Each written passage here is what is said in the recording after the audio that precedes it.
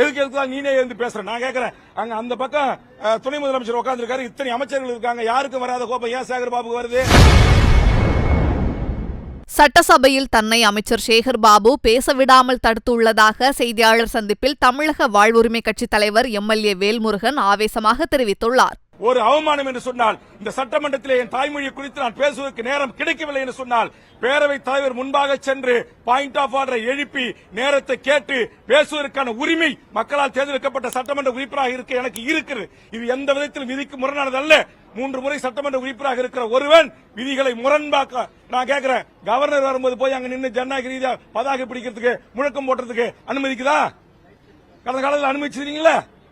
அப்ப அதிமுக உறுப்பினர் தினந்தோறும் பேரவைத் தலைவர் முன்பாக வந்து உட்கார்ந்து மறியல் பண்றாங்களா இல்லையா? முழக்கம் பண்றாங்களா இல்லையா? அது மரபு வீதி செய்யலாம்.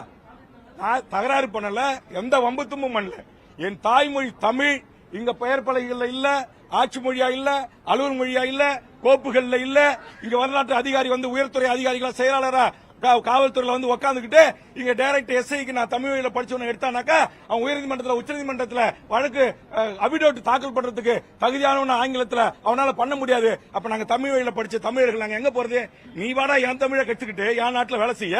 அதான் தெலுங்கானா உத்தரவு போட்டிருக்காங்கல்ல, சிபிஎஸ் ஸ்கூல்லயே நீங்க என்ன பண்ணி உத்தரவை நான் படிக்கிறேன். 27 இணையத்தில் தட்டி பாருங்க. அந்த உத்தரவை காட்டி நான் பேச போராடுறேன், பேச அனுமதி கேட்கிறேன், அனுமதி மறுத்து நான் தகராறு செய்கிறேன்னு சொல்றாங்க. நான் தகராறு செய்ய நோக்கம் அல்ல. என் தாய்மொழி தமிழுக்கு இழுக்க ஏற்பட்டது. 10.5% அதே மாதிரி நான் சொன்னேன். உயர்நீதிமன்றத்தில் உச்சநீதிமன்றத்தில் எங்கேயும் தடை இல்ல. அதனால மாண்புமிகு முதலமைச்சர் சாதிவாரி கணக்கெடுப்பை நீங்க நடத்தலாம், எல்லா சாதிகளுக்கும் அவர்கள் எண்ணிக்கை ஏற்றவாறு இடஒதுக்கீடு வழங்குன்னு நான் சொல்றேன். இதை சொன்னா சேகர் பாபு எழுந்து கத்துறாரு. எதுக்கு நீனே எழுந்து பேசுற? நான் கேட்கிறேன், அங்க அந்த பக்கம் துணை முதலமைச்சர் உட்கார்ந்து இருக்காரு, இத்தனை அமைச்சர்கள் இருக்காங்க, யாருக்கும் வராத கோபம் ஏன் சேகர் பாபுக்கு வருது? என் தாய்மொழியை குறித்து நான் பேசுவதில் உங்களுக்கு என்ன பிரச்சனை? என்ன பிரச்சனை உங்களுக்கு சேகர் பாபு அவர்களே? என்ன பிரச்சனை? 10.5% சாதி இடஒதுக்கீடு உச்சநீதிமன்றத்தில் தடையில்லைன்னு சொல்றது உங்களுக்கு என்ன பிரச்சனை? சாதிவாரி கணக்கெடுப்பு நடத்தி தமிழ் சாதிகளுக்கு அவர்களுக்கு எண்ணிக்கை ஏற்றவர்களுக்கு இடஒதுக்கீடு கொடுக்கின்றதுல உங்களுக்கு என்ன பிரச்சனை? என்ன பிரச்சனை? இங்கே மொழி வழி சிறுபான்மையராக இருக்கக்கூடிய எல்லா மக்களுக்குமாகத்தான் நான் சாதிவாரி கணக்கெடுப்பு நடத்துறேன். அப்ப என்னுடைய கோட்பாட்டை, என்னுடைய லட்சியத்தை, என்னுடைய கருத்தை, என்னுடைய பிரச்சனை, நான் எந்த பிரச்சனையை நான் பேச வருகிறேன் என்பதை புரிந்து கொள்ளாமலேயே மிக மோசமாக கூச்சலிடுவது. இந்த பக்கம் அதிமுக எம்எல்ஏ அவர் யாரு ஒருத்தர் கோவிந்தசாமியா, அவரு முனுசாமி வேல்முருகன் பேச்ச நீக்கு, இந்த பக்கம் உதயகுமார் வேல்முருகன் பேச்ச அவைக்குறிப்பு நீக்கு. என்ன வேல்முருகன் சட்டத்துக்கு புறமா பேசிட்டான்?